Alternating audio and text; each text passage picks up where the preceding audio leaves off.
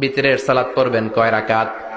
প্রথমে 2 রাকাত, তারপরে সালাম ফিরিয়ে আবার 1 রাকাত। এইটা সবচেয়ে সহি পদ্ধতি। আবার মাঝে মাঝে বিশ্বনবী 3 রাকাত একসাথে পড়তেন, বসতেন শুধু শেষ বৈঠকে, এটাও ঠিক আছে। আবার আমরা যেটা পড়ি বাংলাদেশে, এটারও দলিল আছে, তবে আম দলিল, এটার খাস দলিল নাই, স্পেসিফিক দলিল নাই। বিশ্বনবী বলেছেন তোমরা বিতরের নামাজকে মাগরিবের নামাজ থেকে আলাদা করে পড়ো। আমরা সেটাও করি, কারণ মাগরিবের নামাজে আমরা 3 রাকাতের পরে এরকম আল্লাহু আকবার বলে হাত উঠাই, তো আলাদা হয়েছে না? আবার আমরা আল্লাহুম্মা ইন্না নাস্তাইনুকা পড়ি, এটা কি মাগরিবের নামাজে পড়ি নাকি? তাহলে পার্থক্য আছে না নাই? তবে প্রথম 2টা বেশি শক্তিশালী। রাতে 2 করে নামাজ পড়বেন, সব শেষে আপনি 1 রাকাত পড়বেন।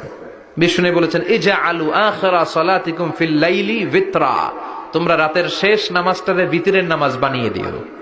সুবহানাল্লাহ পড়েন। এইজন্য যাদের